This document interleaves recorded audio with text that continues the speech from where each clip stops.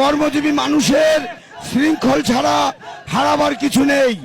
দ্বিতীয়ত বলতে চাই, শোনহে নিপীড়িত, নির্যাতিত, বঞ্চিত, অবহেলিত ও বারবার প্রতারিত সিএনজি অটোরিকশা চালক বন্ধুগণ, আগামীতে ভালোভাবে বাঁচতে চাইলে গড়ে তোলো নিজ নিজ এলাকায় শক্তিশালী সংগঠন, হোক না সংখ্যায় জনে জনে 5 জন। বন্ধুগণ, একটি স্ফুলিঙ্গ যেমন দাবানল সৃষ্টি করতে পারে, ঠিক তেমনি বিন্দু বিন্দু বালুকণা একত্রিত হয়ে সিন্ধু পাহাড়েও পরিণত হতে পারে। প্রিয় বন্ধুগণ, আমাদের ঐক্যবদ্ধ হতে হবে এই কারণে যে আমরা দীর্ঘদিন যাবৎ সিএনজি অটোরিকশার মালিক, প্রশাসন ও চাঁদাবাজ দালালদের অত্যাচার সহ্য করে এসেছি।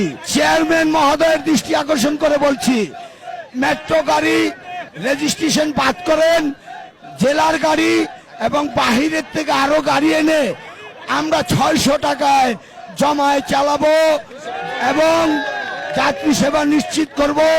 আমাদেরকে যদি মিটার লাগিয়ে দেওয়া হয়, তারপরও আমরা জেলার গাড়ি 600 টাকা চালাতে পারবো। অনেক শ্রমিক